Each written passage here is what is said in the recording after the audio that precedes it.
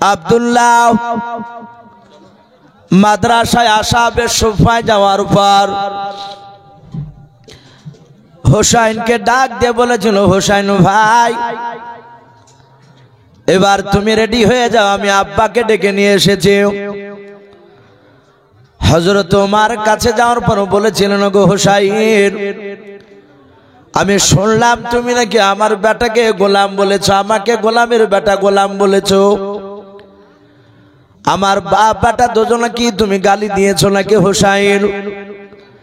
যারা ইমানদার হয়, আল্লাহওয়ালা হয়, তারা বাবা পৃথিবীর বাপ যে কোনো শক্তিকে ভয় পায় না। জোরে বলুন সুবহানাল্লাহ।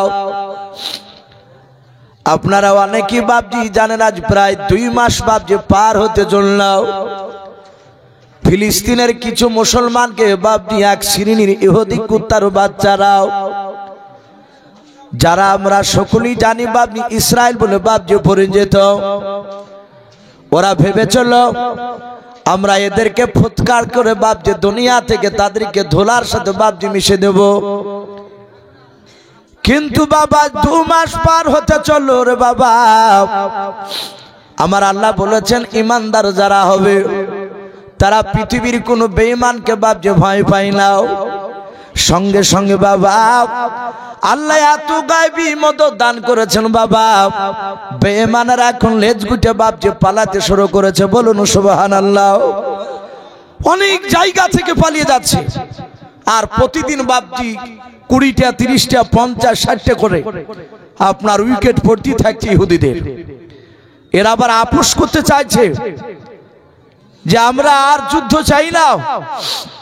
কিন্তু ভাই ওরা বলছে, এটা তেহরান থেকে খবর দিয়েছে যে আমরা বহুদিন ধরে এখন আমরা চালিয়ে যাব, অসুবিধা নাই, আমরা থামতে চাই না।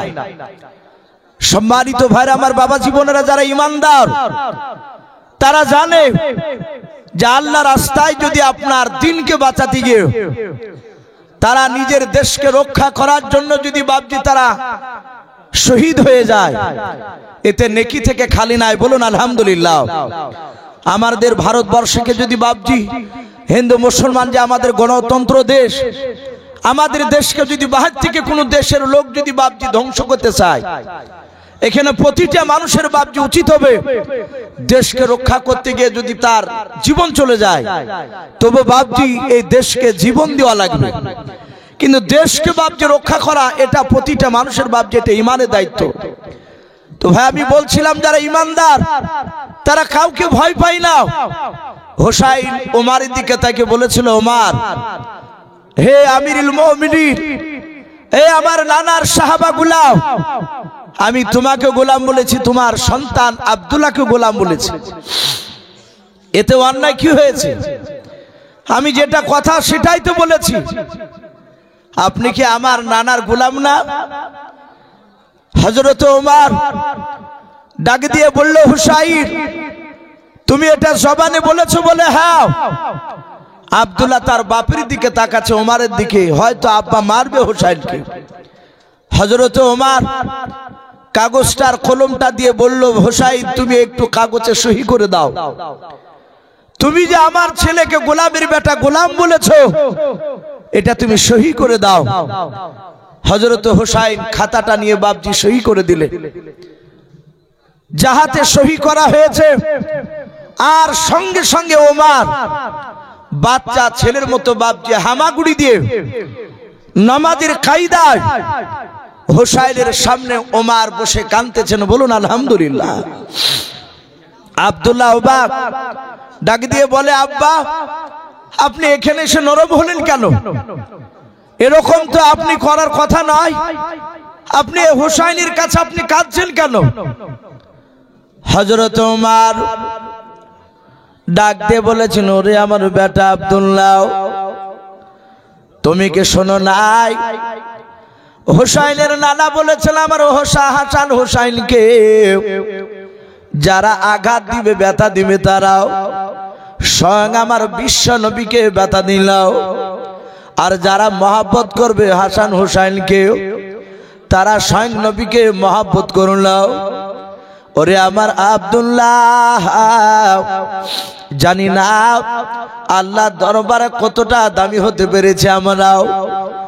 এই আব্দুল্লাহ শুনে নাও, কিয়ামতের ময়দানে যেদিন কোটি কোটি মানুষের সমাগম হবে, সেই দিনকা শুনে নাও, আমার হোসেন যদি একটি বার যদি আল্লাহর কাছে বলে মাওলা, হযরত ওমর আমার নানার গোলাম ছিলেন, আর সেই গোলামের বেটা তুমি আব্দুল্লাহ ছিলাও।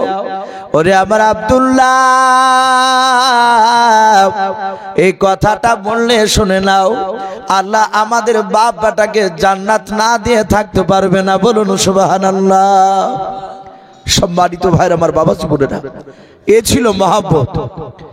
নবীর সাহাবা উমর প্রতিটা কাজের আপনার রাসূলের কথার দিকে মহব্বত করতেন, তাই তো বাপজি সাহাবারা দামি হতে পেরেছিলেন।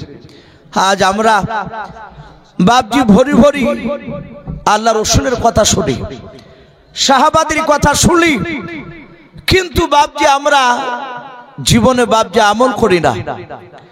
আর রাসূলের সাহাবারা নবীর কথা ওয়া সামি'না ওয়া আতা'না, রাসূলের সাহাবারা বাপজি সাথে হাতে নবীর কথা শোনার সাথে হাতে সঙ্গে সঙ্গে রহমতের নবী আমার জনাবে মুহাম্মদ রাসূলুল্লাহর কথাগুলো সাহাবারা একেবারে মানার জন্য বাপজি রেডি হয়ে থাকতে। তাই তো বাপজি সাহাবারা দামি হয়েছিলেন।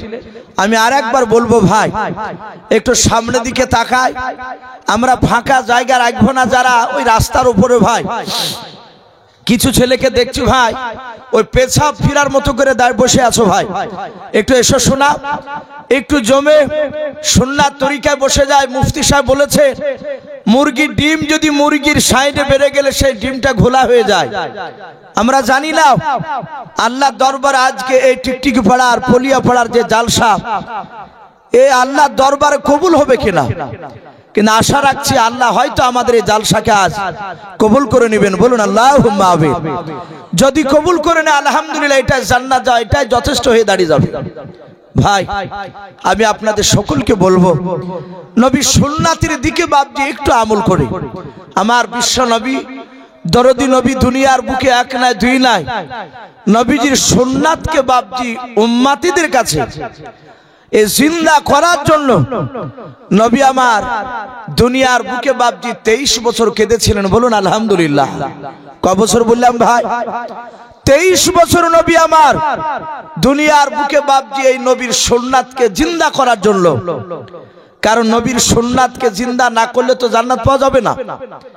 আপনি ডাইরেক্ট নবীকে ছেড়ে দিয়ে নবীর সুন্নাত বাদ দিয়ে যদি শুধু ফরজই পড়ে, ফরজটা কি মানলেন, আপনি জান্নাত যেতে পারবেন ভাই?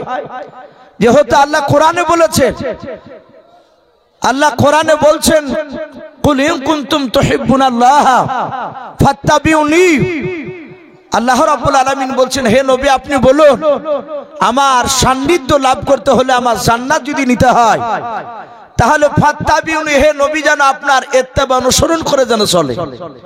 আর যদি আপনার কথা মোতাবেক চলে তাহলে ইহুবিবুকুমুল্লাহ, আমি আল্লাহ আমি তাদেরকে ভালোবাসবো। বলুন আলহামদুলিল্লাহ। শুধু ভালোই নয়, ওয়াগফির লাকুম যুনুবাকুম, আমি তাদের গুনাহগুলোকে পর্যন্ত আমি ক্ষমা করে দেব। আল্লাহ কোরআনে বলছেন নবীর সুন্নাতকে না মানলে জান্নাত পাওয়া বাপজি সম্ভব নয়। আমার বিশ্ব নবী দুনিয়ার বুকে 63 বছর বেঁচে ছিলেন, তার মধ্যে থেকে রাসূল মাত্র 23 বছর মানুষের দাঁড়ে দাঁড়ে বাপজি মার খেয়েছে। আমার দরদি নবী প্রতিটা মানুষের কাছে কলমার দাওয়াত দিতে গিয়েছে, নবীকে ধরে মেরেছে, কিন্তু বাপজি নবী আমাদের দুনিয়ার বুকে জমি জায়গার জন্য মার খায় নাই, কোন নারীর জন্য বাপজি মার খাই নাই। একটু খেয়েছে জোরে বলে? নবী সম্পত্তিকে আমি জোর করে নিয়ে নিব, তাই জোর করে দখল করতে গিয়ে মার খেয়েছে, এরকম কথা কোথাও লেখা নেই। হ্যাঁ, বেঈমানরা তারা দিতে চেয়েছিল।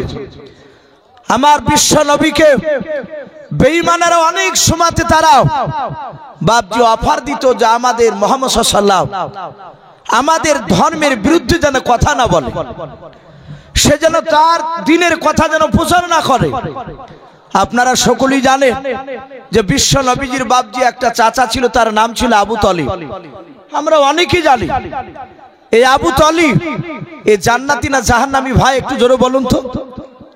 রসুলের চাচা আবু তালিব জাহান্নামী, অথচ নবীজির চাচা আবু তালিব নবীকে এত ভালোবাসতেন। কেতাবে লিখছে আবু বকর নয়, নবীজি বলছেন আমাকে আবু তালিব এত ভালোবাসতো, আমার আবু তালিব যতদিন বেঁচে ছিলেন নবীজি নবুয়তে দাওয়াত দিতে গিয়ে আমার আবু তালিব বেঁচে থাকা অবস্থায় আমার বিশ্ব নবীকে বাপজি বেঈমানরা মারতে পারতো না। আবু তালিব কাছে গেলি তারা পালিয়ে যেত। কেতাবে লিখেছে সেই আবু তালিব আমার বিশ্ব নবী যখন প্রথম দিনের দাওয়াত দিছিলেন, মাত্র বিশ্ব নবীর মাত্র 14 দিন হয়েছে কলেমার দাওয়াত দেওয়া, সবই মাত্র বাপজি 14 দিন। আর ওই সময় রাসূল সাল্লাল্লাহু আলাইহি ওয়াসাল্লাম তিনি মক্কা নগরে বাপজি কলেমার দাওয়াত দিছিলেন। বেশ কিছু মানুষ বাপজি বসেছিল। আমাদের দেখবেন জামাত তাবলীগ এলাকায় বহু জায়গায় তাবলীগ জামাতে লোকেরা যায়, যাওয়ার পরে চায়ের দোকানে কিছু যুবক ছেলে বয়স্ক লোক এক জায়গায় থাকলি তাদেরকে বাপজি দ্বীনের দাওয়াত দেয়, দেয় না? নামাজের কথা বলে। নবীজি আমার কলেমার দাওয়াত দিছিলেন, আর সঙ্গে সঙ্গে আবু সেহেল, উতবা, সাইবা, আবু লাহাব, আবু সুফিয়ান, এই কুখ্যাত বাপজি বেঈমানেরা 6টা নেতা তারা ছুটে গিয়ে মুহাম্মদ সাল্লাল্লাহু আলাইহি ওয়াসাল্লামকে বারণ করেছিল, ভাতিজাও তুমি আজ অতি বাড়া বেড়ে গিয়েছো, আজ 1 2 3 4 করে আজ 14 দিন হতে চললো তুমি আমাদের বাপ দাদার ধর্মের বিরুদ্ধে কথা বলে বেড়াচ্ছ। এই ভাতিজা, আগামী কাল থেকে সাবধান করে দিচ্ছে, আর এই নতুন দিনের দাওয়াত যেন দিতে আসবে না। আল্লাহ রাসূলকে বাপজি তাড়িয়ে দিল। নবী ওখান থেকে বাপজি চলে গেলেন বাড়ি। আর ওই সময় নবীজির সেই চাচা আবু তালিব, যে লোকটা রাসূলকে এত ভালোবাসার পরেও নবীর কিন্তু সুন্নাতের উপর আমল করেনি, সে আবু তালিব নেতা রাস্তা দিয়ে যাচ্ছিল। আবু তালিব, উতবা, সাইবা, আবু সেহেল এদেরকে দেখার পরে আবু তালিব গিয়ে বলল, ভাই 6টা নেতা এক জায়গাতে দেখছি, ব্যাপারটা কি? আবু সেহেল মনক্ষণ অবস্থায় বলল, ভাই আবু তালিব, তোমার খাতিরে তোমার ভাতিজার গায়ে আমরা হাত তুলি নাই। হযরতে আবু তালিব বলল, কোন ভাতিজা? বলে, তুমি কি জানো না তোমার ভাতিজা 14 দিন হতে চললো নতুন ধর্ম প্রচার করছে, সে বলছে আমাকে মানো আর আমার বাপ দাদার ধর্মকে ছেড়ে দিতে বলছে, সে এক আল্লাহর উপর ঈমান আনতে বলছে। আবু তালিব বলল, তা শুনেছি, আমি তাকে বারণ করেছি, কিন্তু সে তো শুনে নাই। আবু তালিব, আবু সেহেলরা তারা সবাই মিলে বলল আবু তালিবকে, ভাই শোনো, তোমার ভাতিজাকে আজ রাত্রিবেলা সাবধান করে দেবা, যদি আগামী কাল কলেমার দাওয়াত দিতে বেরোয়, তোমার কথা যদি না শুনে তাহলে আমরা তাকে হাত তুলতে বাধ্য হব তার গায়ে। এই আবু তালিব, তোমার ভাতিজা যদি কথাগুলো যদি মেনে নেয় তাহলে গোটা মক্কার তরফ থেকে তোমার ভাতিজাকে 3টে উপহার দেওয়া হবে। 1 নম্বর উপহার, গোটা আরবের মধ্যে উচ্চ সম্মানের অধিকারী করা হবে। 2 নাম্বার, শুনে নাও, মক্কার যেই খাজুরের বাগানটা তোমার ভাতিজা চাইবে সে বাগানটা তাকে পাই দেওয়া হবে। 3 নাম্বার, শুনে নাও, তোমার ভাতিজাকে 200টা মুঠো হিষ্টপিষ্ট উট দেওয়া হবে। এগুলো যদি তোমার ভাতিজা পেয়ে যায়, আশা করি আর কিছু দরকার নেই। আমার মনে হয় তোমার ভাতিজা মোটা অঙ্কের টাকা নেওয়ার জন্য এইভাবে তোমার ভাতিজার কথা মনে বলে প্রচার করে বেড়াচ্ছে। আবু তালিব বলল, ভাই আমি বাড়ি থেকে আজ রাত্রিবেলায় তাকে বারণ করব, আমি বুঝাবো, আশা করি আমার কথা একটু চাপ দিলে হয়তো সে মেনে নেবে, আমাকে তো সে গার্জিয়ান বলে মানে। আবু তালিব বাড়ি যাওয়ার পর রাত্রিবেলা তার বিবিকে ডেকে বলছে, বিবি শুনে নাও, তুমি একটা বাসনে খাবার খোলো দুজনা। বলে, কেন? বলে, আমি আর আমার ভাতিজা বহুদিন একসঙ্গে খাবার খাই নাই, তাই একসঙ্গে আমরা খাবার খাবো, তোমার এই বাসনে 2টো মানুষের খাবার খোলো। আবু তালিব রাসূলের চাচা, নবীজির চাচা আবু তালিব নবীর বিয়ে দেওয়ার আগ পর্যন্ত একই বাসনে তারা খাবার খেতেন, চাচা ভাতিজায়, বলুন আলহামদুলিল্লাহ। সেই আবু তালিব বলেছিল, ওগো বিবি, অনেক দিন আমার ভাতিজার সাথে খাবার খাই নাই, খাবারটা বেশি করে খোলো। খাবার বেশি খোলা হলো। আমার বিশ্ব নবী দরদি নবীকে ডাক দিয়েছেন আবু তালিব। নবী আসলে আসার পর আবু তালিব চিন্তা করছে, প্রথমেই যদি বলি যে বাবা তুমি আর দিনের দাওয়াত আগামী কাল থেকে আর দিও না, তাহলে হয়তো আমার ভাতিজা খাবার খাবে না। তাই আমার ভাতিজা যদি খাবার না খায়, সারা রাত না খেয়ে থাকবে, আমি তার চাচা রাত্রির বেলায় ঘুমাতে পারবো না। বলুন আলহামদুলিল্লাহ। এত ভালোবাসতো আবু তালিব। তা আবু তালিব চিন্তা করলো খাবার না খেয়ে কথাটা বলা যাবে না। সঙ্গে সঙ্গে আবু তালিব ডাক দিয়ে বলল, ভাতিজা খাবার খাও। বিশ্ব নবী বললেন, চাচা, ওগো চাচা, আপনি আগে খাবার খান। চাচা, আপনি জানেন যে আপনার ভাতিজা আপনি আগে না খেলে খাবার খাবে না। বলুন আলহামদুলিল্লাহ।